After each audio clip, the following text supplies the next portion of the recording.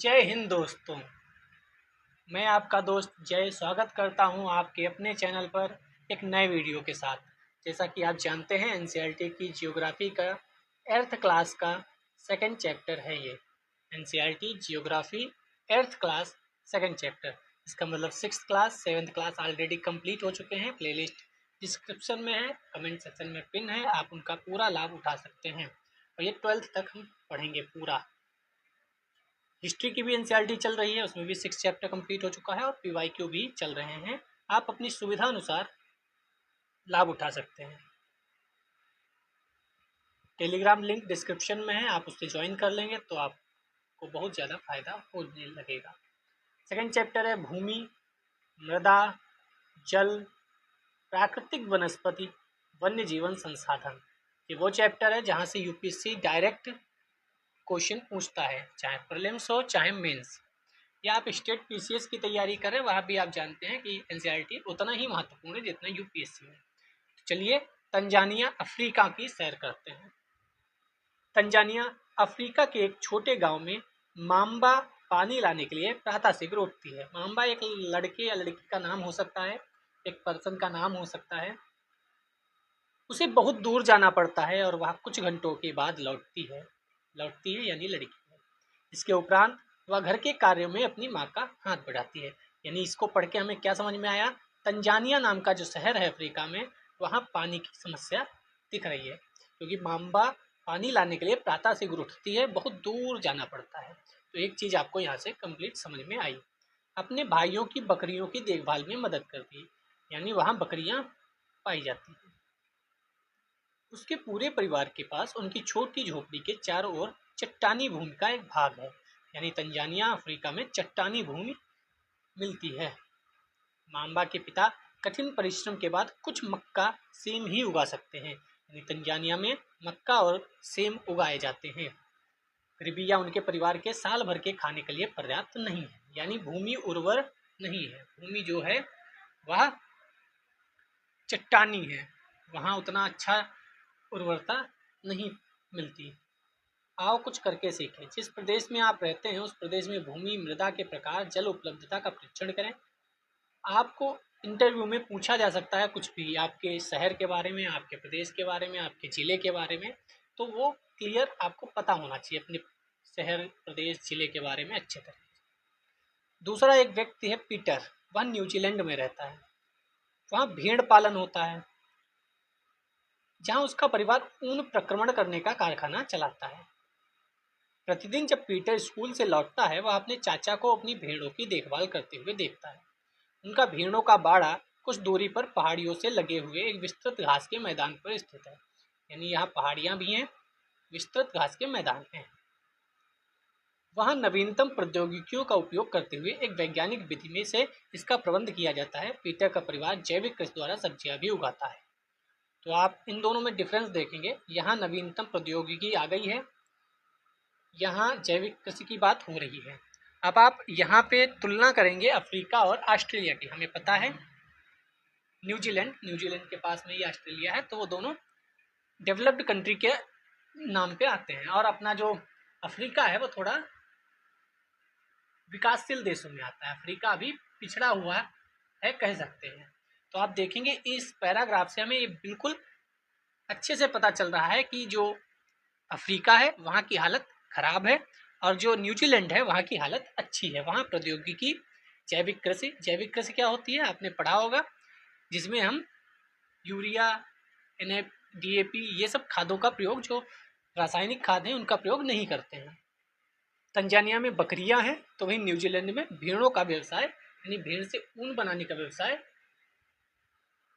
ज़्यादा है। ठीक है, अगर अफ्रीका तंजानिया में मक्का और सेम की खेती होती है तो यहाँ घास के मैदान बड़े बड़े दिखते हैं। ठीक है, आगे चलते हैं। माम्बा पीटर विश्व के दो विभिन्न स्थानों में रहते हैं। उनके जीवन व्यतीत करने में बहुत अंतर है, मैंने आपको समझाया। यह विभिन्नता भूमि की गुणवत्ता, मृदा, जल, प्राकृतिक वनस्पति, प्राणियों और प्रौद्योगिकी के उपयोग की भिन्नता के कारण है। इन स्थानों का एक दूसरे से भिन्न होने का मुख्य कारण इस प्रकार के संसाधनों की उपलब्धता है। यानी एक तो वो कह सकते हैं कि इक्वेटर से कहाँ रहते हैं। अगर कोई इक्वेटर पर रहता है तो उसकी मृदा, भूमि, जल, वनस्पति सब अलग अलग होंगे। अगर कोई यहाँ पे रह रहा है मान लो तो वो अलग होगा, यहाँ पे रहने वाला, यहाँ पे रहने वाला, सबकी जीवन शैली अलग होगी, सबके पास संसाधन अलग तरीके के होंगे और संसाधन के अनुसार ही व्यक्ति का जीवन भी चलता है। जैसे कई बार कहा जाता है कि शायद अगर आप या हमारी क्लास कई लड़कियां देखती हैं, हम बहुत ज़्यादा मात्रा में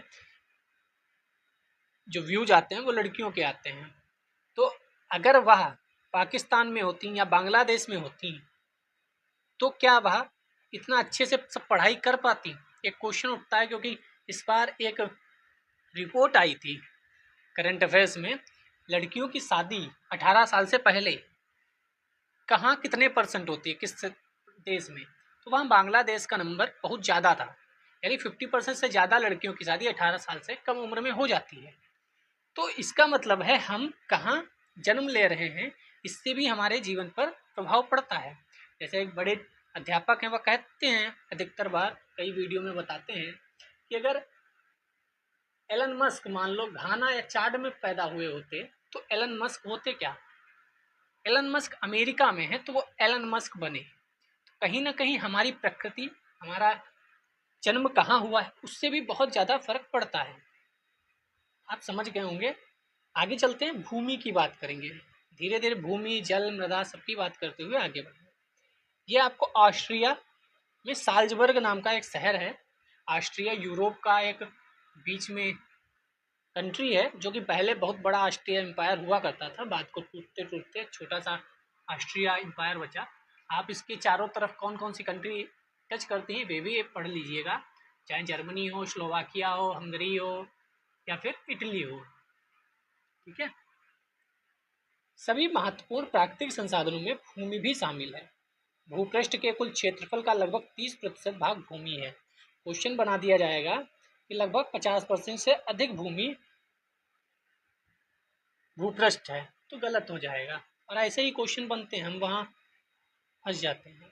यही नहीं, इस थोड़े से प्रतिशत के भी सभी भाग आवास योग्य नहीं है। इसके जो प्रतिशत है उसका भी सभी जो भाग है वो आवास योग्य नहीं है। क्यों? मुख्यतः भूमि और जलवायु के भिन्न भिन्न लक्षणों के कारण विश्व के विभिन्न भागों में जनसंख्या का वितरण असमान पाया जाता है। जैसे आप रूस का देखेंगे, रूस ऐसा कुछ फैला हुआ है, तो जितने ज़्यादा लोग इधर रहते हैं उतने ज़्यादा इधर नहीं रहते हैं। रूस का ही अगर हम बात कर लें, या तो आप चाइना की बात कर लें, इसके नीचे चाइना इतना बड़ा मान लो, जितने लोग इधर रहते हैं उतने इधर नहीं रहते हैं चाइना में।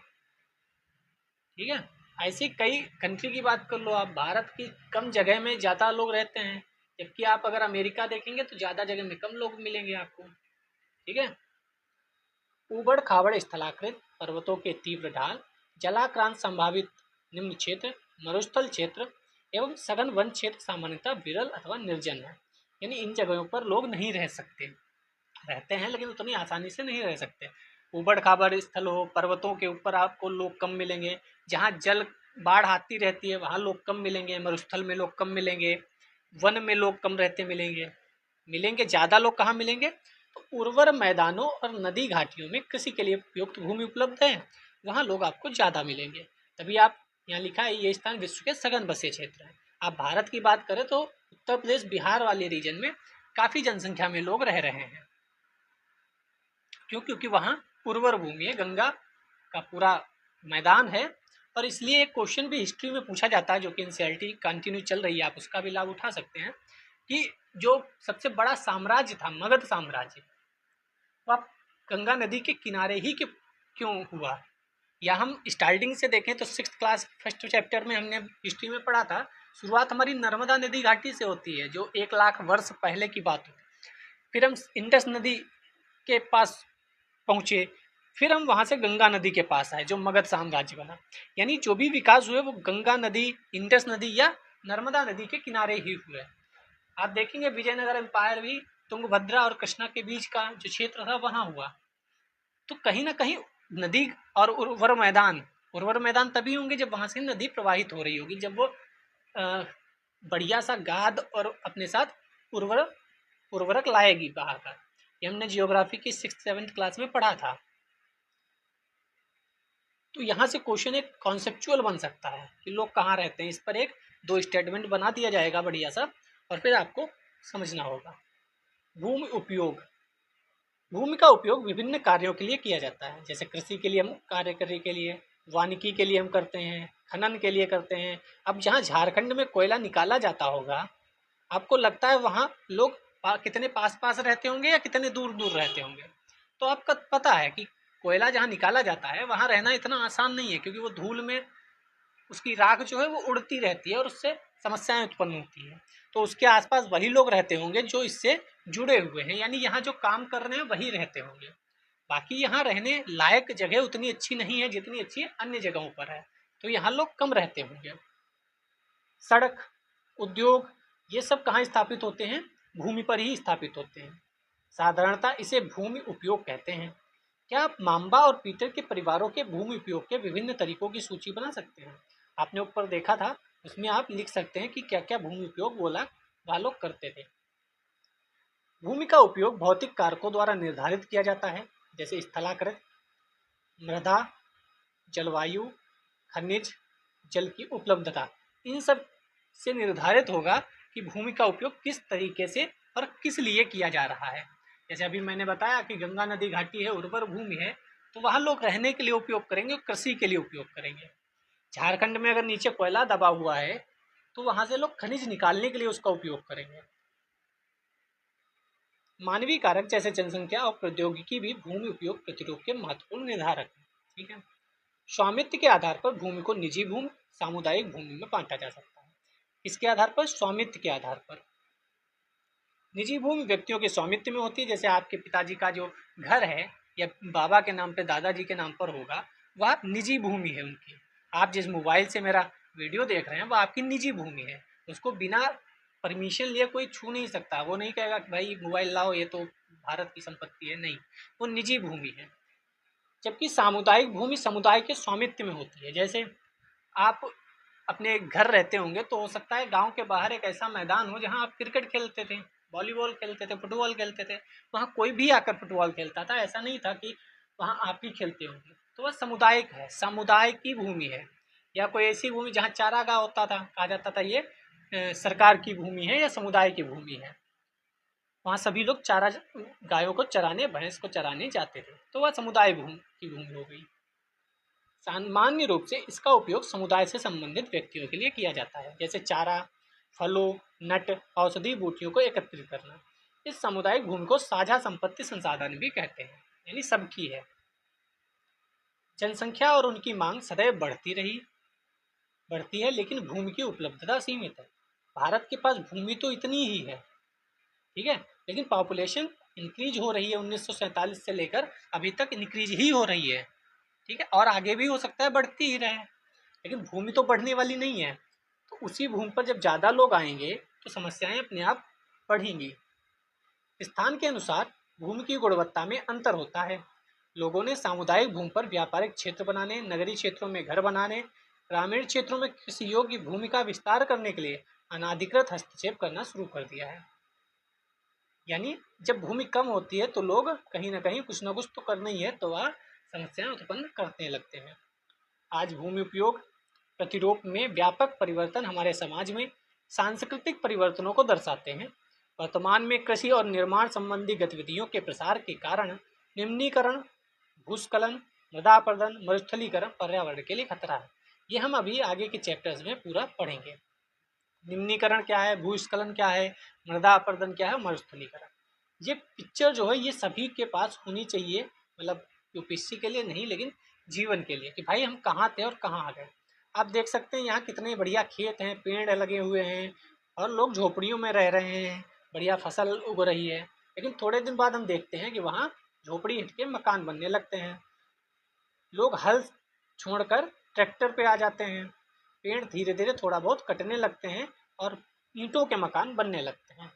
फिर हमने देखा तीसरे नंबर पे आके कि भाई जो फसल थी वहाँ पे अब मैदान बन गया है, मकान और बढ़िया बन गए हैं, कार आ गई हैं, बढ़िया सड़कें बन गई हैं, सब कुछ हो गया है, लेकिन पेड़ों की कटाई थोड़ा बहुत शुरू हो गई है।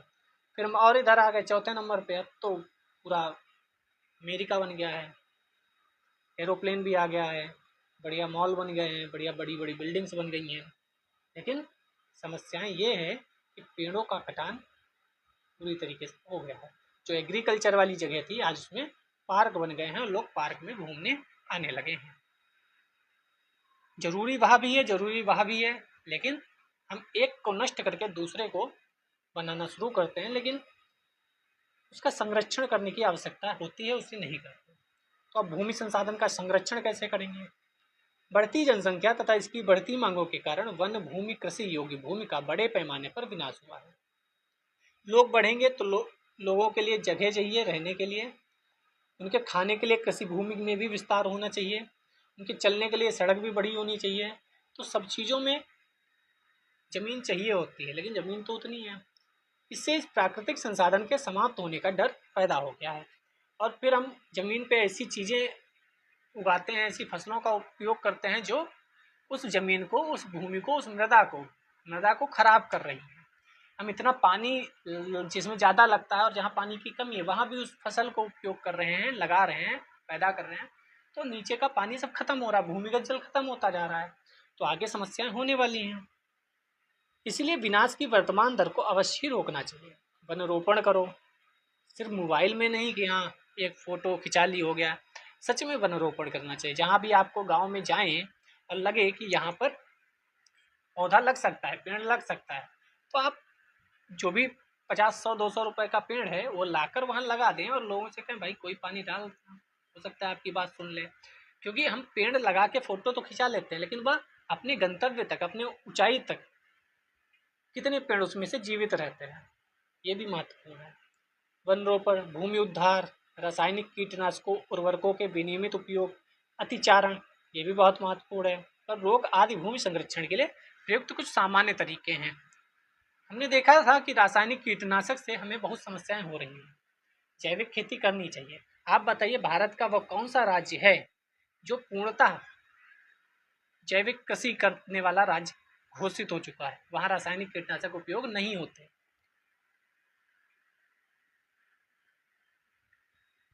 ठीक है, अब हम बात करेंगे मृदा की।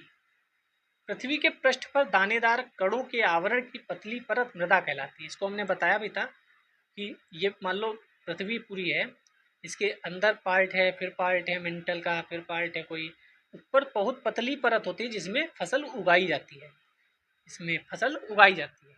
इसमें ही सारे खनिज होते हैं, इसी में नाइट्रोजन, फास्फोरस, सल्फर सारे उपयोग के लिए यूज होते हैं। इसी में हम अगर बाहर से कोई रासायनिक कीटनाशक डालना है तब भी इसमें ही डालते हैं। जुताई होती है वह भी इसी में होती है। ठीक है, तो इसे मृदा बोलते हैं, जो बहुत पतली परत है ऊपर की।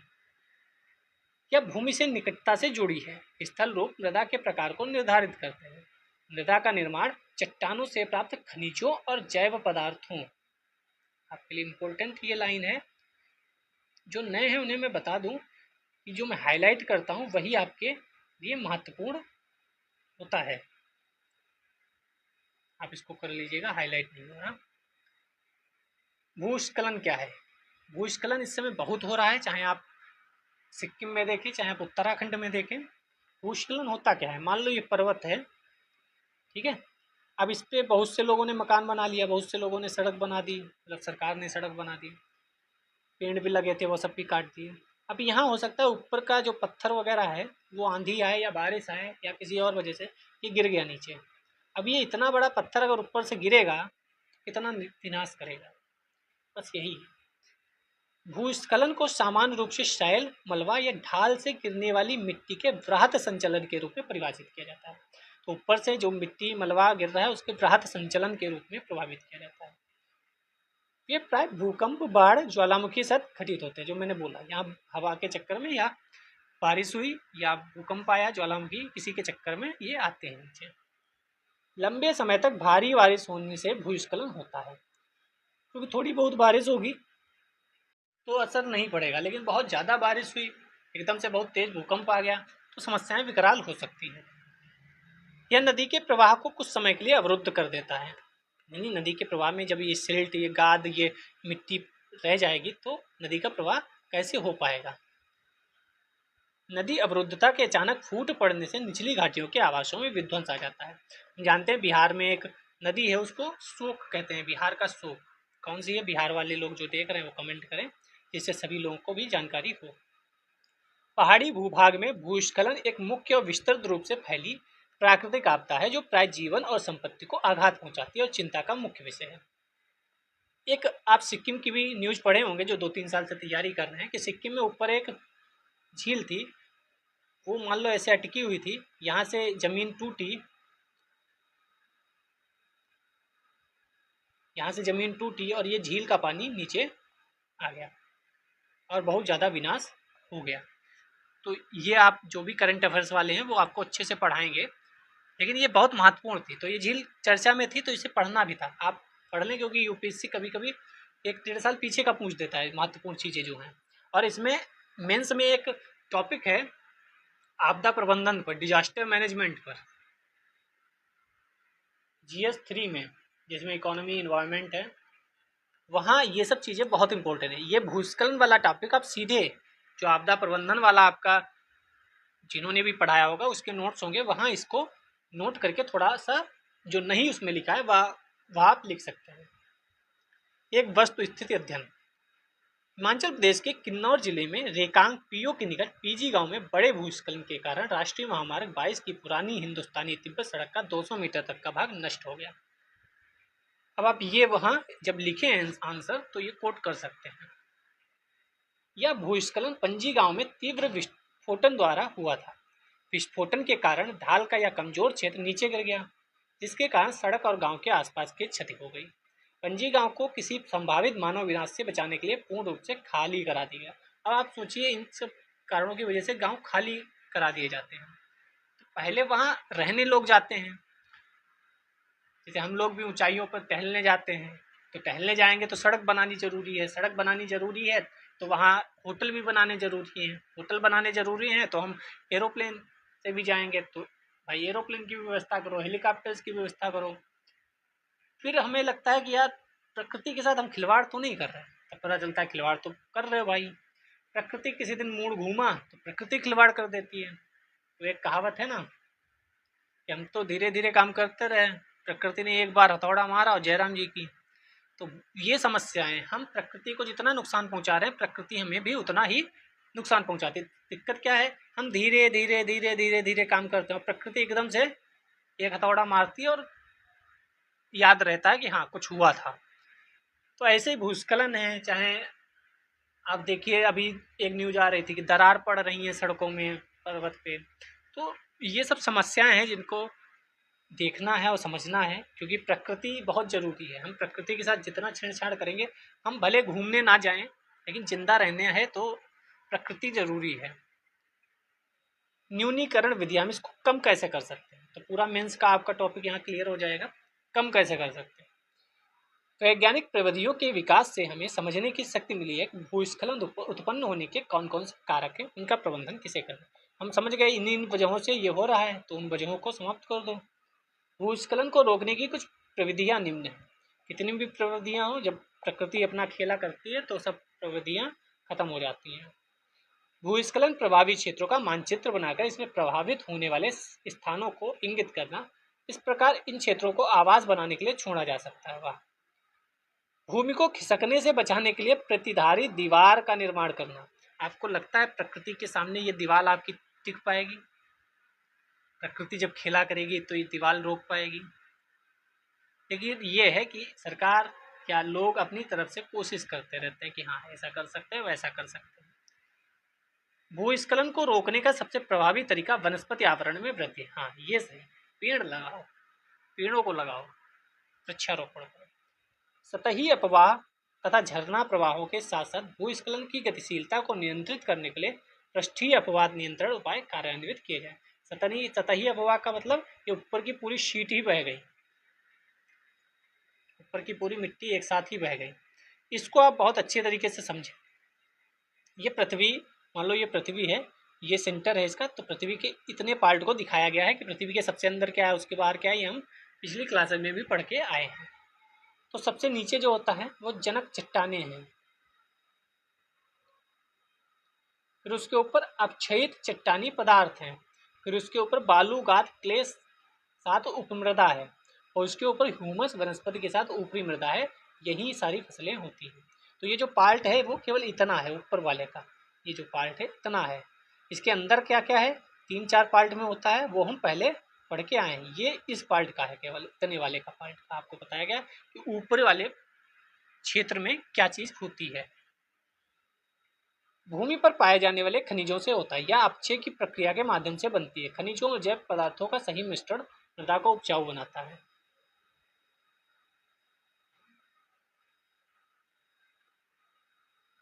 हम अपक्षय देख लेते हैं। अपक्षय क्या है? अपक्षय होता है, अपर्दन होता है, निक्षेपण होता है। हम पीछे की क्लास में पढ़ के भी आए हैं। तापमान परिवर्तन, तुषार, तुषार मतलब जो बारिश होती है बहुत ज्यादा, क्रिया पौधों, तुषार क्रिया पौधों, प्राणियों और मनुष्य के क्रियाकलाप द्वारा अनावृत सेलों का टूटना और क्षय होना। यानी बहुत बड़े पत्थर था, छोटे छोटे पार्ट में टूट गया हवा के चक्कर में या घिसते हुए या बारिश हुई, तो इसे अपक्षय बोलेंगे। ये हम पिछली क्लास में पढ़ के भी आए हैं। क्या आप जानते हैं केवल 1 सेंटीमीटर मृदा को बनाने में सैकड़ों वर्ष लग जाते हैं? 1 सेंटीमीटर मृदा बनाने में, यानी ऊपर की 1 सेंटीमीटर परत बनाने में वर्षों लग जाते हैं। नष्ट करने में हमने पिछली क्लासेज में बताया था। मृदा क्या है? तो जनक शैल, रंग, गठन, रासायनिक गुणधर्म, खनिज मात्रा, पारगम्यता को निर्धारित करती है। मृदा उच्चावच, तुंगता, ढाल मृदा के संचय को निर्धारित करते हैं। वनस्पति जात, प्राणी जात, सूक्ष्म जीव ह्यूमस निर्माण की दर को प्रभावित करते हैं। तो इसको अगर हम देखें तो जनक शैल यानी जो मृदा बनी है वो किस पत्थर से बनी है, किस पत्थर से बनी है, उसके हिसाब से उसका रंग होगा। इस पत्थर में मान लो आयरन ज़्यादा है तो उसका कलर कुछ और होगा, कोई और खनिज ज़्यादा है तो उसका कलर कोई और हो सकता है। ये पत्थर कई चीज़ों से मिलकर बन सकता है, कोई ज़रूरी नहीं कि एक ही खनिज इसमें हो। किसी में सोडियम ज़्यादा होगा तो किसी में सोडियम कम होगा, किसी में फास्फोरस ज़्यादा होगा, किसी में जिंक ज़्यादा होगा। रासायनिक गुणधर्म इनका अलग होगा, यही जिंक फास्फोरस कौन क्या है। खनिज मात्रा, पारगम्यता, पारगम्यता का लो इधर उधर दिखता है कि नहीं कितना। ऐसे ही दूसरा है उच्चावच, तुंगता और ढाल मृदा के संचय को निर्धारित करते हैं। यानी ज़्यादा ढाल है अगर पर्वत की तो वो सब बहकर यहाँ जाएगा, कम ढाल है, कम ढाल है मान लो ऐसे, तो उसमें हो सकता है यहाँ पर भी रुक जाए चीज़ें। तो उच्चावच, तुंगता और ढाल मृदा के संचय को निर्धारित करती है। मृदा का संचय कितना होगा, कैसे होगा। वनस्पति जात, प्राणी जात और सूक्ष्म जीव जो हैं वो किसको निर्धारित करते हैं? वो ह्यूमस को निर्धारित करते हैं। ये क्वेश्चन पूछा जा सकता है, कौन किसको निर्धारित करता है, यानी रंग, गठन, रासायनिक गुणधर्म के लिए किस चीज पे हम निर्भर है? तो जनक शैल पर निर्भर है कि जनक शैल यानी पत्थर वो किससे बनी है मृदा। समय भी निर्धारित करता है। समय क्या निर्धारित करता है? मृदा परिच्छेदिका की मोटाई, यानी यहाँ से मान लो एक दिन में इतना माल आता है ये, ठीक है, दूसरे दिन में भी इतना आया, तीसरे दिन में भी इतना आया, समय के साथ इसकी मोटाई बढ़ती जाती है। आप समझ गए होंगे। चौथा है जलवायु, तापमान, वर्षा, जो ये है वो अपक्षय और ह्यूमस निर्माण की दर को प्रभावित करते हैं। यानी जलवायु, तापमान, वर्षा, हमने देखा तापमान हो सकता है इतना ज़्यादा हो जाए कि ये पत्थर टूटने लगे, अपक्षय होने लगे इसका, ठीक है। वर्षा इतनी ज़्यादा हो जाए कि वर्षा की बूंदें जब इस पे पड़े तो ये कट जाए। जैसे आप घर के बाहर देखते होंगे जहाँ पे बूंदें गिरती रहती है वहाँ पे धीरे धीरे मिट्टी कम होती रहती है। मृदा निर्माण के कारक कौन कौन से हैं? मृदा निर्माण में कौन कौन हेल्प करता है? तो मृदा निर्माण के मुख्य कारक जनक शैल का स्वरूप है, जो भी हमने ऊपर पढ़ा। जलवायविक कारक हैं, ये भी हमने ऊपर पढ़ा। मृदा निर्माण के अन्य कारक में स्थलाकृति, जैव पदार्थों की भूमिका और मृदा निर्माण के संगठन में लगा समय। तो ये 5 चीज़ें हैं जो महत्वपूर्ण है। एक तो पत्थर वो जनक शैल यानी वो किससे बना है, जलवायविक कारक, स्थलाकृति, जैव पदार्थों की भूमिका और समय। भारत में जलोढ़, काली, लाल, लेटेराइट, मरुस्थलीय, पर्वतीय प्रकार की मृदाएं पाई जाती हैं। हम पिछले चैप्टर्स में पढ़ के आए। विभिन्न प्रकार की मृदाओं की एक एक मुट्ठी एकत्रित कीजिए और निरीक्षण कीजिए। ये तो आपसे नहीं होगा, लेकिन आपको ये पता होनी चाहिए पूरे भारत में कहाँ कौन सी फसल, कहाँ कौन सी मिट्टी, सॉइल पाई जाती है, वह सॉइल किससे बनी है, वह सॉइल से किस फसल को फायदा है, वह सॉइल किस राज्य में है और वह सॉइल में कौन सी चीज़ों की कमी और कौन सी चीज़ों का विस्तार है। हम PYQ देख रहे हैं, उसमें आपने देखा होगा जब हम PYQ करते हैं इस पर बहुत क्वेश्चन आए हुए हैं। मृदा का निम्नीकरण और संरक्षण के उपाय, मेंस का टॉपिक। मृदा अपरदन, क्षीणता मृदा संसाधन के लिए दो मुख्य खतरे हैं। अपरदन और क्षीणता ये दो मुख्य खतरे हैं। मानवीय और प्राकृतिक दोनों ही कारकों से मृदाओं का निम्नीकरण होता है। मानवीय के मतलब हम खुद सड़क बनाते हैं तो चीजें, सड़क अगर पर्वतों के ऊपर बनाई जा रही है तो पर्वत तोड़े जा रहे हैं ना। क्या हम मकान बना रहे हैं तो वहाँ जो पर्वतों पे पत्थर हैं, जो सैल हैं, उनको हम तोड़ रहे हैं, तो अच्छे खुद कर रहे हैं। दूसरा प्राकृतिक का मतलब ऊपर देख के आए, एकदम से भूस्खलन हो गया, एकदम से भूकंप आ गया, ज्वालामुखी या बारिश की बूंदें इससे गिरती हैं इतनी तेज तेज कि वह मृदा को खराब कर देती हैं। मृदा के निम्नीकरण में सहायक कारक क्या क्या हैं, अब आप देखिए। वनोन्मूलन, हम पेड़ काटते हैं। अतिचारण, इतना ज़्यादा जानवरों को चराते हैं कि वह खराब हो जाए। रासायनिक उर्वरकों, कीटनाशकों का अत्यधिक उपयोग, हम इतना ज़्यादा यूरिया, डीएपी सब डाल रहे हैं कि मृदा खराब हो रही है। वर्षा दोहन, भूस्खलन, बाढ़, ये सब समस्याएं हैं। अब हम मृदा संरक्षण की कुछ विधियां निम्न प्रकार है। सीधे सीधे आपका मेंस का टॉपिक एक कंप्लीट हो रहा है, आप लिखते रहिए कि कारण क्या है, विधियां संरक्षण करने की क्या है, मृदा निर्माण के कारक क्या हैं। ये सीधे सीधे हेडिंग आपकी मेंस के लिए तैयार हो रही है। तो संरक्षण कैसे किया जा सकता है, ये बहुत महत्वपूर्ण। एक तो है मल्च बनाना। अब मल्च बनाना क्या होता है, पौधों के बीच अनावरित भूमि जैव पदार्थ जैसे प्रवाल से ढक दी जाती है। इससे मृदा की आर्द्रता रुकी रहती है। आप सिंपल भाषा में समझो, गांव में जब गेहूं, गन्ना, धान की फसल होती है तो वहाँ से पराली निकलती है, तो उसको इसी के ऊपर बिछा दिया जाता है, जलाया नहीं जाता। क्यों बिछा दिया जाता है, क्योंकि जब पानी लगाएंगे ना तो पानी नीचे हो जाएगा, उसके ऊपर ये जो पराली है वो पड़ी रहेगी। पराली पड़ी रहेगी तो जब सनलाइट आएगी तो इसी पराली से वह वापस ऊपर चली जाएगी। वाष्पीकरण पानी का कम होगा, जल का वाष्पीकरण कम होगा, तो जल जो है, नमी जो है वह ज़्यादा दिन तक मिट्टी में रहेगी। इससे हमें बार बार पानी लगाने की आवश्यकता नहीं होगी। तो इसे कहते हैं मल्चिंग करना, मल्च बनाना या मल्चिंग करना। नेक्स्ट है वेदिका फॉर्म, ये पहाड़ों पे होते हैं। वेदिका फॉर्म ये देखो, जैसे मान लो ढलान इधर की तरफ है, तो अगर आप ऐसे बना दो नाली तो पानी पूरा बह जाएगा। तो ऐसे नाली ना बनाकर कैसे बनाओ, इस टाइप से बनाओ जिससे वह रुका रहे पानी। तो वेदिका फॉर्म क्या है, चौड़े समतल सोपान अथवा वेदिका तीव्र ढालों पर बनाए जाते हैं। जैसे आप देख रहे हो ये ऐसे ढाल है, पानी अगर ऐसे नाली बना दोगे तो पूरा पानी भी नीचे हो जाएगा। उन्होंने कैसे बनाया, ये इस टाइप से, ताकि सपाट सतह फसल उगाने के लिए उपलब्ध है। इनसे पृष्ठीय प्रवाह और मृदा अपरदन कम होता है। ठीक है, आगे क्या है, समोच्च रेखीय जुताई। समोच्च रेखीय जुताई का मतलब क्या है, एक ऐसे लाइन है तो इधर वाली ऐसे लाइन है, ऐसे लाइन है, ऐसे लाइन है, जिससे पानी को डिस्टर्बेंस हो जाए, पानी को एक सीधा रास्ता ना मिल जाए कि सीधी रास्ते में भागते हुए पानी निकल गया, ऐसा ना मिले। ठीक है, उसे समोच्च रेखीय जुताई बोलते हैं। एक पहाड़ी ढाल पर समुच्च रेखाओं के समानांतर जुताई ढाल से नीचे बहते जल के लिए एक प्राकृतिक अवरोध का निर्माण करती है। ये दोनों किस लिए हैं, जिससे पानी जो है वह बहकर नीचे न चला जाए, बल्कि मिट्टी में थोड़ी देर के लिए उस खेत में पानी रुका रहे।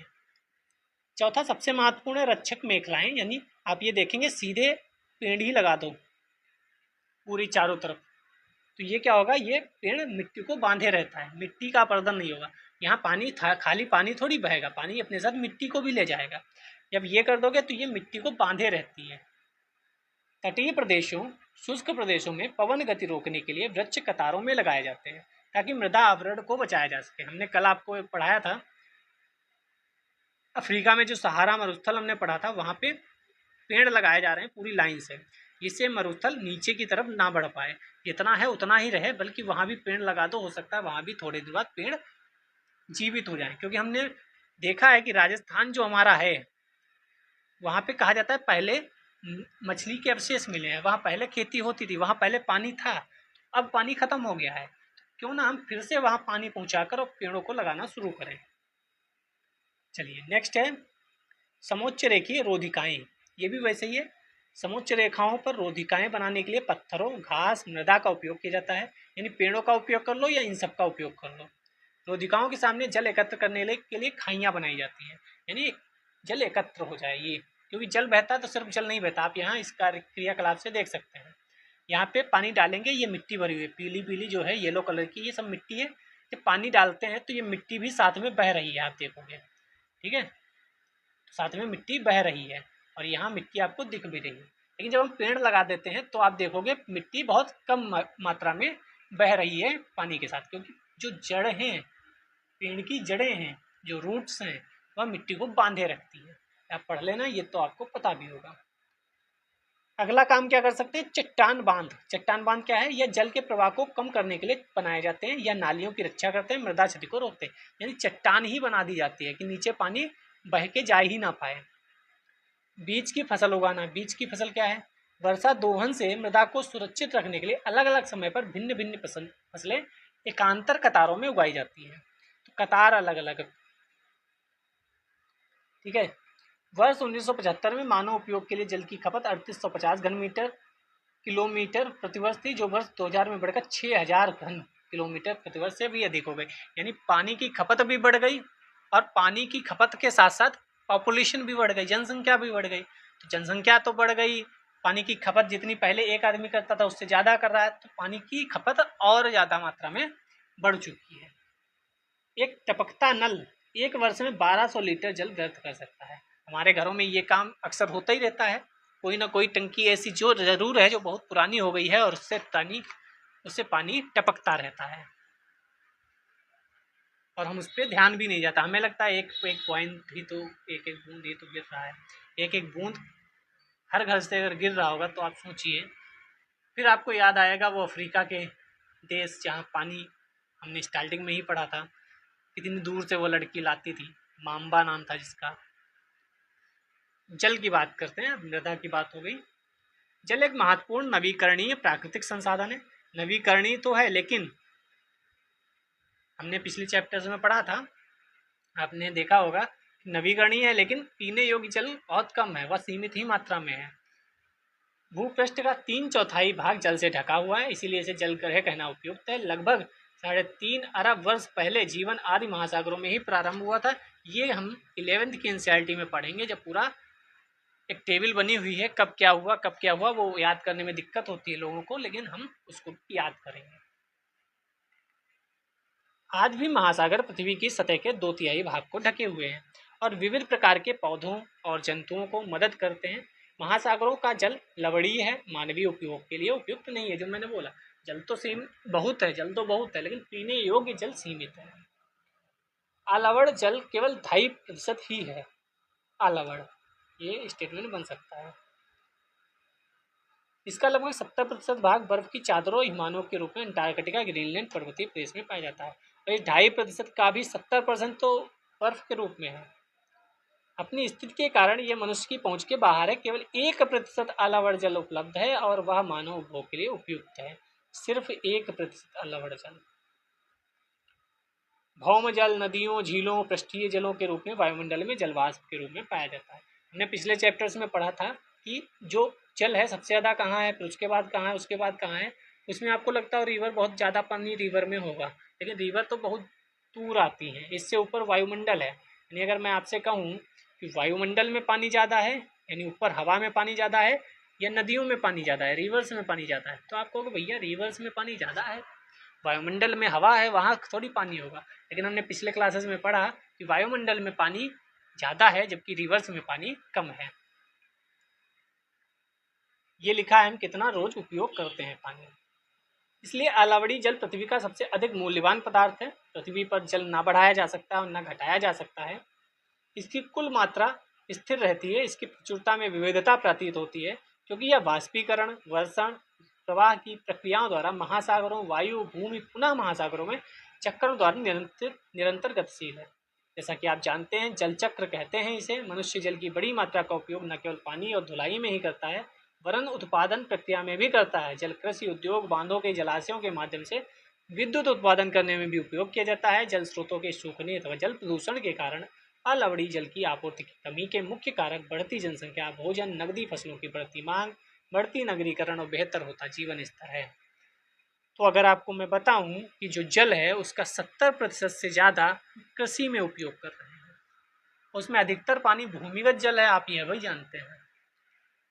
तो आपको आश्चर्य होगा कि सबसे ज़्यादा अगर पानी कहीं बर्बादी हो रही है तो वह कृषि सेक्टर में है, लेकिन कृषि सेक्टर जो है वो थोड़ा संवेदनशील सेक्टर है, तो वहाँ लोग कुछ कह भी नहीं पाते और कर भी नहीं पाते। सरकार को चाहिए कि उस पर ऐसा कुछ किया जाए जिससे वह जो खराब हो रहा है पानी वह उपयोग ना किया जाए। जैसे सबसे बड़ा कारण है कि जहाँ पानी नहीं है अधिक मात्रा में वहाँ भी धान की फसल का उपयोग हो रहा है, धान की फसल उगाई जा रही है, जो कि गलत है। आपको धान वहाँ उगाना चाहिए जहाँ पानी पर्याप्त मात्रा में हो, वहाँ नहीं जहाँ पानी का संकट होने लगा है। कई रिपोर्ट बताती हैं कि पंजाब, हरियाणा और पश्चिमी उत्तर प्रदेश में पानी जो है भूमिगत जल है बहुत नीचे चला गया है, वहाँ धान की खेती नहीं होनी चाहिए, लेकिन धड़ल्ले से वहाँ भी धान की खेती हो रही है। कुछ समय बाद शायद वहाँ का पानी भूमिगत जल बिल्कुल समाप्त हो जाए। और फिर उद्योगों में भी काफ़ी पानी खराब होता है, और फिर घरेलू कामों में भी। क्या आपने जल बाजार के बारे में सुना? जल बाजार, आप अभी तक कार्बन बाजार, कार्बन टैक्स के लिए बातें सुनते थे, जल बाजार भी है। सौराष्ट्र प्रदेश में 1.25 लाख जनसंख्या वाला अमरेली शहर के पास तालुकों से पानी खरीदने के लिए पूर्णतः निर्भर है। बताओ, एक शहर पास के गांव से पानी खरीदने के लिए पूर्णतः निर्भर हो चुका है। इसी के साथ आप बताइए वह राज्य कौन सा है जिसकी छतों पर पानी एकत्र करके नीचे भूमिगत जल में प्रवाहित करने का नियम बनाया जा चुका है कि अनिवार्य है आपके जल पर जो वर्षा होती है उसका जल एकत्र करना और उसे जमीन के अंदर भेजना। जल उपलब्धता की समस्याएं क्या क्या हैं? विश्व के कई प्रदेशों में जल की कमी है। अधिकांश अफ्रीका, पश्चिमी एशिया, दक्षिण एशिया, पश्चिमी संयुक्त राज्य अमेरिका के भाग हैं। उत्तर पश्चिमी मैक्सिको, दक्षिण अमेरिका के भाग, संपूर्ण ऑस्ट्रेलिया आलवड़ी जल की आपूर्ति की कमी का सामना कर रहा है। ये देश ऐसे जलवायु प्रदेशों में स्थित है जहाँ अक्सर सूखा पड़ता है, उनमें जल अभाव की अधिक समस्या बनी रहती है। इस प्रकार जल का अभाव मौसमी अथवा वार्षिक वर्षण में विविधता के परिणाम स्वरूप हो सकता है, अथवा अति उपयोग और जल स्रोतों के संदूषण के कारण भी जल का अभाव हो सकता है। आपने सुना होगा पानी में भी कई ऐसे पदार्थ हैं जो हानिकारक पदार्थ मिल जाते हैं कभी कभी, चाहे वो आर्सेनिक हो, चाहे वह सीसा हो, लेड हो, तो ये भी समस्याएं हैं। यमुना नदी आप देखेंगे कितना प्रदूषित है। जल संसाधनों का संरक्षण, आज के विश्व में शुद्ध तथा पर्याप्त जल स्रोतों तक पहुंचना एक बड़ी समस्या बन गई है। इस क्षीण होते संसाधन के संरक्षण के लिए कदम उठाने चाहिए। यद्यपि जल एक नवीकरणीय संसाधन है, तथापि इसका अति उपयोग और प्रदूषण इसे उपयोग के लिए अनुपयुक्त बना देता है। अशोधित या आंशिक रूप से शोधित वाहित मल, कृषि रसायनों का विसर्जन और जल निकायों में औद्योगिक बहिष्ठाव जल के प्रमुख संदूषक हैं। इनमें शामिल नाइट्रेट धातुएं पीड़कनाशी जल को प्रदूषित कर देती हैं। मैंने अभी दो और नाम बताए, आर्सेनिक और लेड। इनमें से अधिकांश रसायन अजैव नवीनीकरण होने के कारण जल द्वारा मानव शरीर में पहुंच जाते हैं। इन प्रदूषकों को जल निकायों में छोड़ने से पूर्ण बहिष्ठाव की उपयुक्त विधि से शोधित करके जल प्रदूषण नियंत्रित किया जा सकता है। तो नियंत्रित किया जा सकता है, लेकिन नियंत्रित करने से क्या सब कुछ सही हो जाएगा? तो आप भी जानते हैं नियंत्रित करने से सब कुछ तो सही होने वाला नहीं है। कौन से गांव ऐसे हैं जहां तक आप चीज़ें पहुंचाएंगे? छोटे छोटे गांव में कहां तक आप चीज़ें पहुंचाएंगे?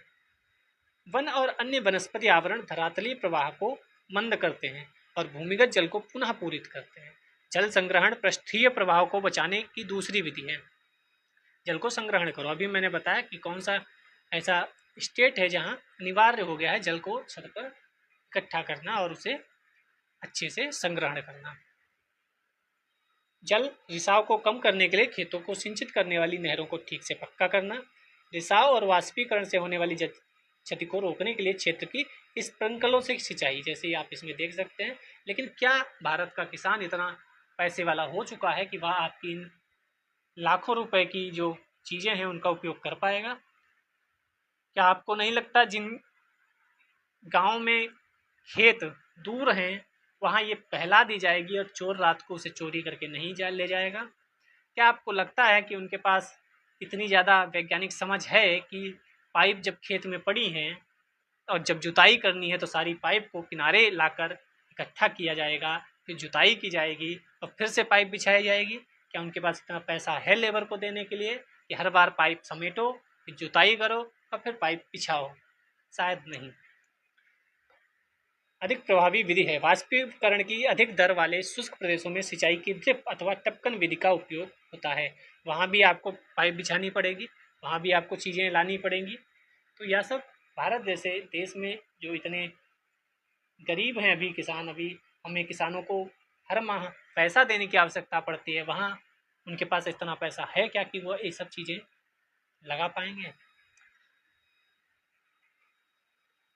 अपने घर की छत पर वर्षा जल एकत्र करके इस जल का संग्रहण करना, तो ठीक है, इसको आप औसतन 2 घंटे की वर्षा एक दौर 8,000 लीटर जल बचाने के लिए काफ़ी। यानी अगर हम वर्षा के जल को उपयोग करके उसे भूमिगत जल में ट्रांसफ़र कर दें, जैसे मेरे घर के बाद कुआं है एक, तो मैंने सोचा कई बार कि क्यों ना अपने आसपास के जितने भी घर हैं उन सब घर से पाइप लाकर और इसी कुएं में डाल दी जाए, क्योंकि कुएं में डाल दोगे पानी तो वो कुआं भूमिगत जल में चला जाएगा, नीचे चला जाएगा पानी।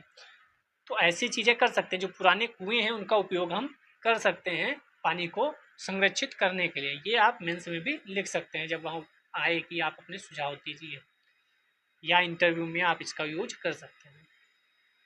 प्राकृतिक वनस्पति और वन्य जीवन। स्कूल के बच्चे हस्तशिल्प प्रदर्शनी में घूम रहे थे। प्रदर्शनी की वस्तुएं देश के भिन्न भिन्न भागों से एकत्रित की गई थी। मोना ने एक थैला हाथ में उठाया और उत्साह से कहा, यह एक सुंदर हैंडबैग है। अध्यापिका ने कहा, हाँ, यह जूट से बना है। क्या आप उन टोकरियों, दीप, छत्रों और कुर्सियों को देखते हैं? वे बेंत, बांस की बनी हैं। भारत के पूर्वी और उत्तर पूर्वी आंध्र प्रदेशों में बांस प्रचुर मात्रा में पैदा किया जाता है।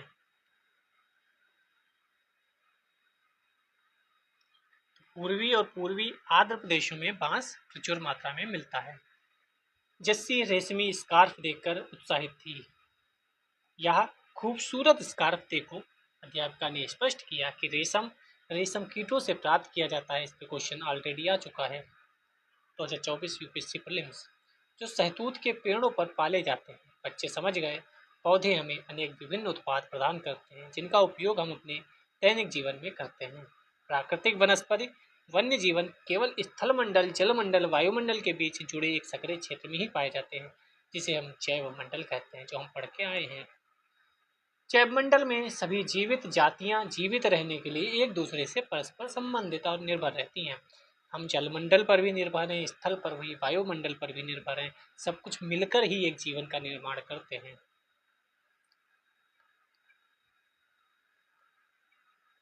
इस जीवन आधारित तंत्र को पारितंत्र कहते हैं।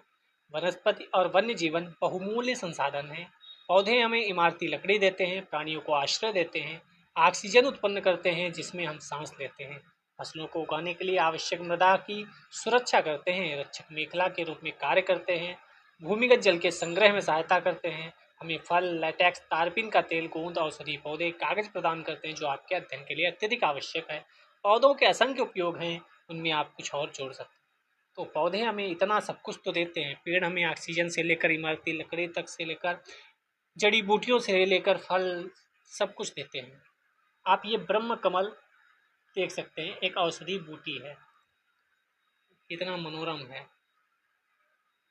भारतीय उपमहाद्वीप में जिन पशुओं का उपचार, ये बहुत इंपॉर्टेंट है, डिक्लोफिनेक, एस्पिरिन, आइबुप्रोफेन जैसे पीड़ा नासी से किया जाता है, उनके अपमार्जन उपरांत गिद्ध किडनी खराब होने से मर रहे थे।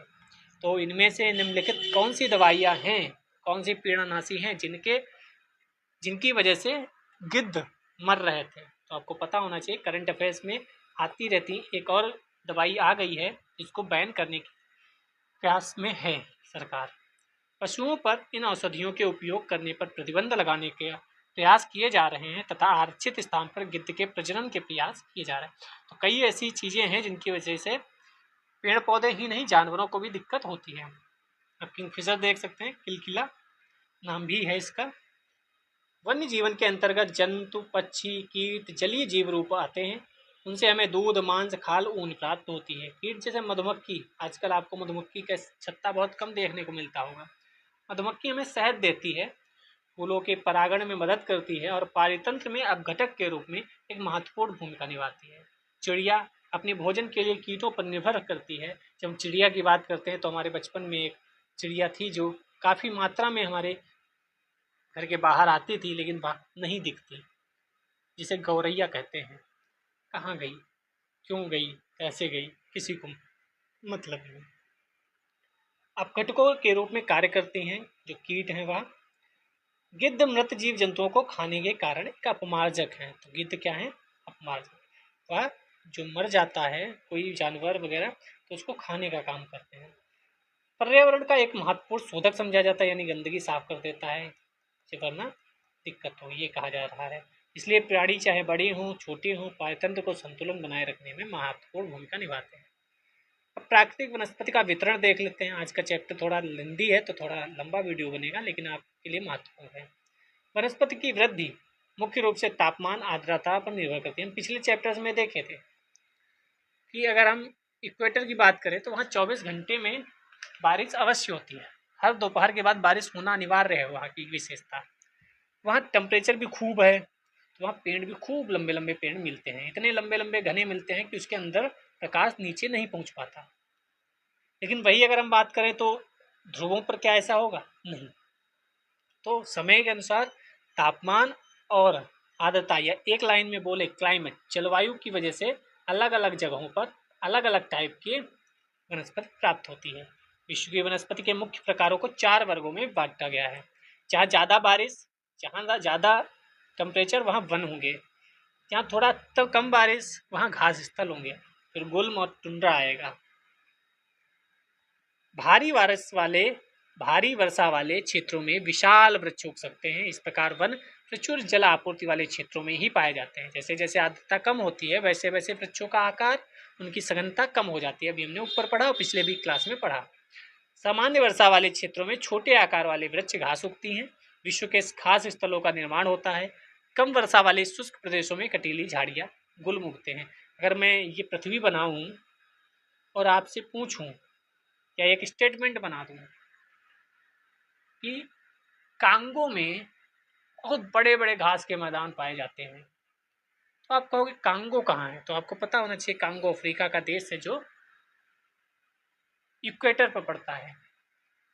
तो वहाँ बड़े बड़े घास के मैदान होंगे क्या? या मैं आपसे कहूँ ब्रिटेन में बड़े बड़े घास के मैदान हैं, वो भी ब्रिटेन का ऊपरी हिस्सा। तो आप कहोगे वहाँ तो बहुत ठंड पड़ती है, वहाँ घास के मैदान कैसे मिलेंगे बड़े बड़े?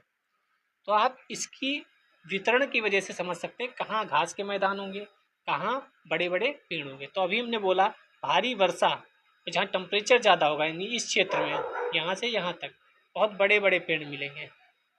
इसके ऊपर आपको घास के मैदान बड़े बड़े विस्तार मिल जाएंगे। इस प्रकार के क्षेत्रों में पौधों की जड़ें गहरी होती हैं, क्योंकि राजस्थान की बात ले लें, वहाँ पानी बहुत कम है, तो वो इतनी जड़ें गहरी होती हैं कि नीचे से भूमिगत पानी का उपयोग कर सकें। तो कटीली झाड़ियाँ और गुल्म कहाँ होंगे? शुष्क प्रदेश यानी रेगिस्तान। पौधों की जड़ें गहरी होती हैं। वाष्पोत्सर्जन से होने वाली आर्द्रता की हानि को घटाने के लिए पेड़ों की पत्तियां कांटेदार होती हैं, मोमी सतह वाली होती हैं, क्योंकि जितना ज़्यादा चौड़ी पत्तियां होंगी उतना वाष्पीकरण तेज होगा। ध्रुवीय प्रदेशों की टुंड्रा वनस्पति में मॉस और लाइकेन सम्मिलित हैं। मॉस और लाइकेन कहाँ मिलते हैं? ध्रुवीय प्रदेशों में। कह देगा कि बताओ भाई गेबोन कंट्री में मॉस और लाइकेन जैसे वृक्ष पाए जाते हैं। हम कहेंगे भाई ये तो बिल्कुल उल्टा कर दिया, जज्बात ही बदल दिए। विषुवत रेखा पे गेबोन पड़ता है, मॉस लाइकेन अभी हमने देखा ध्रुवीय प्रदेशों में। पिछले 2 शताब्दियों में विश्व में जितने लोग थे इस समय उनसे कहीं अधिक लोग हैं। बढ़ती जनसंख्या की पोषण के लिए फसलों को उगाने के लिए वनों के विशाल क्षेत्रों से वृक्ष काटे गए हैं। विश्व भर में वनों का आवरण तेजी से समाप्त हो रहा है। इस बहुमूल्य संसाधन के संरक्षण की तुरंत आवश्यकता है। अब यहाँ देखो सुनामी से कितना हाल बेहाल हुआ। प्राकृतिक और मानव निर्मित दोनों समस्याएं उत्पन्न हो रही हैं। प्राकृतिक वनस्पति और वन्य जीवों का संरक्षण। वन हमारी संपदा है, पौधे जंतुओं को आश्रय प्रदान करते हैं, साथ ही पारितंत्र को भी अनुरक्षित रखते हैं। मैंने बताया था एक वीडियो में, मैं जहाँ रहता हूँ वहाँ शेर और तेंदुओं का आना जाना लगा रहता है। तो हम जंगलों में घुस रहे हैं, पेड़ों को काट रहे हैं, तो शेर और तेंदुआ जंगलों से बाहर आ रहे हैं। ऐसा कोई साल नहीं गुजरता जिस साल किसी की डेथ ना होती हो इन शेर और तेंदुओं की वजह से। कई बार लोग अपने खेत में बुआई नहीं कर पाते हैं इनकी वजह से। तो हम प्रकृति नुकसान पहुंचा रहे हैं और वहाँ से जानवर जंगलों से बाहर निकलकर हमें नुकसान पहुंचा रहे हैं। हम जंगलों के बीच से बढ़िया सी सड़क बनाते हैं, पी पी पी पी करते हुए बढ़िया मनोरम दृश्य देखते हुए निकल जाते हैं। जब हम जंगलों में घुस रहे हैं तो जंगल के लोग हमारे घरों में भी घुसेंगे, चाहे वो शेर, तेंदुआ, बाघ कुछ भी हो। जलवायु में परिवर्तन और मानव हस्तक्षेप के कारण पौधों और जंतुओं के प्राकृतिक आवास नष्ट हो सकते हैं। मैंने यही बताया कि जंतुओं और पौधों के प्राकृतिक आवास नष्ट हो रहे हैं। हम सड़क बना रहे हैं, हम सब कुछ कर रहे हैं। बहुत सी जातियां असुरक्षित, संकटापन्न हैं, कुछ लुप्त होने के कगार पे हैं। आप रेड डाटा बुक लिस्ट देखते होंगे, इन्वायरमेंट में पढ़ा होगा। वन उन्मूलन, मृदा अपरदन, निर्माण कार्य, दावानल, भूस्खलन में से कुछ मानव प्राकृतिक कारक हैं जो मिलकर महत्वपूर्ण प्राकृतिक संसाधनों के लुप्त होने की प्रक्रिया को बढ़ावा देते हैं। आज की मुख्य चिंताओं में से एक अनाधिकार शिकार करने की संख्या का बढ़ना है, जिसमें कुछ खास प्रजातियों की संख्या में तेजी से कमी आई है। पशु खाल हो, चाहे चमड़ा हो, नाखून हो, दांत हो, पंख हो, इनके साथ साथ सींगों के एकत्रीकरण और गैर कानूनी व्यापार के लिए जंतुओं का अनाधिकार शिकार किया गया है। हम मोर पंख तो रखते हैं, लेकिन कई बार उन मोर पंख की वजह से किसी मोर की हत्या करने के लोग गैर कानूनी तरीके से पकड़े जाते हैं। आप करंट अफेयर्स में देखते होंगे, कहीं ना कहीं अखबार न्यूज़पेपर में आप देखते होंगे कि फलाना व्यक्ति पकड़ा गया मोर पंख के साथ। हाथी के दांत प्राप्त करने के लिए लोग कहीं ना कहीं गैर कानूनी काम करते हैं। इनमें से कुछ जंतु चीता, शेर, हाथी, ब्लैकबक, मगरमच्छ, दरियाई घोड़ा, हिम तेंदुआ, शुतुरमुर्ग, मोर गए हैं। हमने मोर के बारे में बताया, हाथी के भी बारे में बताया। इनका संरक्षण जागरूकता बढ़ाकर किया जा सकता है। भाई मत खरीदो, क्योंकि हो सकता है आप जो चीज़ खरीद रहे हैं उसकी वजह से किसी पशु को मरना पड़ा हो। ब्लैकबक कहाँ पाया जाता है, आप ये बता सकते हैं कमेंट सेक्शन में। राष्ट्रीय उद्यान, वन्यजीव अभ्यारण्य, जैव मंडल नीचे हमारी प्राकृतिक वनस्पति वन्य जीवन को सुरक्षित रखने के लिए बनाए जाते हैं। सक्रिय घाटियों, झीलों, आर्द्र भूमियों का संरक्षण मूल्यवान संसाधन नष्ट होने से बचाने के लिए आवश्यक है। आप इन समाचार को पढ़िएगा, आपको बहुत कुछ मिलेगा। राष्ट्रीय उद्यान क्या होते हैं, तो नेशनल पार्क। उत्तर प्रदेश का एकमात्र नेशनल पार्क क्या है, उसका नाम आप कमेंट सेक्शन में बता सकते हैं। वर्तमान और भविष्य की पीढ़ी के लिए एक या एक से अधिक पारितंत्रों के पारिस्थितिक एकता की रक्षा के लिए नामित किया गया प्राकृतिक क्षेत्र नेशनल पार्क होता है। हालांकि ये इन्वायरमेंट में आप पढ़ेंगे बहुत अच्छे से कि राष्ट्रीय उद्यान क्या है, जैव संरक्षण के लिए जैव मंडल क्या हैं, और फिर आप अंतर्राष्ट्रीय पे मैब भी पढ़ेंगे, MAB। यदि प्रजातियों की सापेक्ष संख्या को भंग न किया जाए तो पर्यावरण में संतुलन बना रहता है। विश्व के अनेक भागों में मनुष्य ने अपनी क्रियाकलापों से अनेक प्रजातियों के प्राकृतिक आवासों में उथल पुथल कर दी है। अनेक पक्षियों और जैव जंतुओं के अंधाधुंध शिकार के कारण या तो वे विलुप्त हो गए हैं या विलुप्त होने के कगार पे हैं। सैकड़ों की संख्या में जब हमें याद करना पड़ता है कि फलाना वल्नरेबल है, फलाना इंडेंजर्ड है, फलाना क्रिटिकल इंडेंजर्ड है, तो हमें उन लोगों पे गुस्सा आती है जिन लोगों ने की वजह से ये नष्ट हो रहे हैं। कि भाई अगर ये नष्ट ना हो रहे होते तो हमें याद नहीं करना पड़ता। हमें याद इसीलिए करना पड़ रहा है क्योंकि वह नष्ट हो चुके हैं या नष्ट होने की कगार पे हैं, वल्नरेबल हैं, क्रिटिकली इंडेंजर्ड हैं या नियर थ्रेटेंड है। अगर ये ना होते तो हमको वो सैकड़ों नाम याद रखने की आवश्यकता नहीं पड़ती जो रटने पड़ते हैं। प्रादेशिक और सामुदायिक स्तर पर जागरूकता कार्यक्रमों जैसे सामाजिक वानिकी, वन महोत्सव को प्रोत्साहित करना चाहिए। स्कूल के बच्चों को पक्षी देखने, प्राकृतिक कैंप में प्रोत्साहित करना चाहिए। विविध जातियों के निवास को अवलोकन करना चाहिए। अभी हमने ऊपर नेशनल पार्क पढ़ा, यहाँ जैव मंडल नीचे भी है। तो वैश्विक नेटवर्क द्वारा जुड़े रक्षित एक श्रृंखला है, ठीक है, इरादे से बनाया गया है। मैप जो है वो विश्व स्तर पर ही चीज़ें हैं। बहुत से देश पक्षियों, पशुओं को मारने, उनके व्यापार करने के विरुद्ध हैं। भारत में शेर, चीता, हिरण, भारतीय सारंग, मोर को मारना अवैध है। तो इस लाइन को आप नोट करके रखें। एक अंतर्राष्ट्रीय परिपाटी the convention on international trade and endangered species of wild fauna and flora की स्थापना की गई है, जिसने प्राणियों, पक्षियों की अनेक प्रजातियों की सूची तैयार की। इस सूची में दिए गए सभी पक्षी प्राणी के व्यापार करने पर प्रतिबंध लगाया गया है। पौधों और प्राणियों का संरक्षण प्रत्येक नागरिक का कर्तव्य है। काजीरंगा राष्ट्रीय उद्यान में हाथियों का झुंड है, लेकिन काजीरंगा राष्ट्रीय उद्यान कहाँ पाया जाता है, यह आप कमेंट सेक्शन में बता सकते हैं। क्या आप जानते हैं the convention on international trade in endangered species of wild fauna and fauna सरकारों के बीच एक अंतर्राष्ट्रीय समझौता है, आपको पता होना चाहिए। साइट्स इसे बोलते हैं, CITES, साइट्स आप पढ़ते भी होंगे।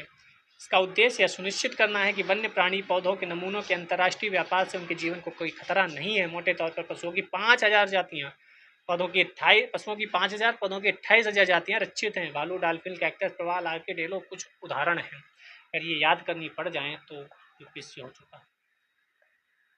5000 साइट्स में ऐसी जातियाँ हैं जो रक्षित हैं और पौधे की 28,000 जातियाँ। आपको एक बात बतानी थी, आपको कोई ऐसा टॉपिक या ऐसा कोई सब्जेक्ट है जो आपको टफ लग रहा है, आप उसको कमेंट सेक्शन में बताएंगे। मेरे पास एक स्लॉट खाली है, उसमें मैं उस सब्जेक्ट को या उस चीज़ को शुरू करूँगा। और आप जानते हैं एनसीईआरटी की जो रेगुलर क्लासेस हैं कि भाई जो मैं शुरू करता हूँ वो ख़त्म भी करूँगा। आप कितने वीडियोज़ लाइक कर रहे हैं, कितने कमेंट कर रहे हैं, कितने लोग देख रहे हैं, डजेंट मैटर। मैंने अगर ठाना है कि एनसीईआरटी ख़त्म करनी है तो ख़त्म करनी है। ऑल एनसीईआरटी, चाहे हिस्ट्री हो, फिजिक्स हो, केमिस्ट्री, जियोग्राफी हो और बायोलॉजी हो, सारी एनसीईआरटी खत्म होगी 12th तक, 6 से लेकर। अभी छोटी छोटी एनसीईआरटी है, अभी टॉपिक कम है। जब हम 9th से 12th तक पढ़ेंगे वहाँ आपको बहुत मटेरियल मिलेगा। हो सकता है कोई कोई चैप्टर 2-2 घंटे, 3-3 घंटे का भी हो, क्योंकि जितना महत्वपूर्ण चैप्टर होगा उतना ज़्यादा समय लगेगा। ये काम आपको करना है। में से कौन सा कार्य मृदा निर्माण का नहीं है तो हमें पता है, समय तो होता ही है। मृदा का गठन, जैव पदार्थ, कौन सा नहीं है आप बताइएगा। इसमें कौन सा आएगा, कौन सा नहीं आएगा। सर्वाधिक उपयुक्त में संरक्षण के अनुकूल कौन सा नहीं है, ये भी आप भरेंगे, जिससे आपको पता चलेगा कि कितने अच्छे से आपने पढ़ाई की। ये क्वेश्चन भी करिएगा, इन सब पे सोचिएगा। क्रियाकलाप छोड़ सकते हैं क्योंकि उतना कहाँ आप करेंगे। बाकी अगले वीडियो में हम पढ़ेंगे खनिज और शक्ति संसाधन। तब तक के लिए अपना ध्यान रखिए, पढ़ते रहिए। मिलते हैं नेक्स्ट वीडियो में। हिस्ट्री की एनसीईआरटी आप देख रहे होंगे, पीवाईक्यू भी देख रहे होंगे, मैं ये उम्मीद करता हूँ। जय हिंद, जय भारत।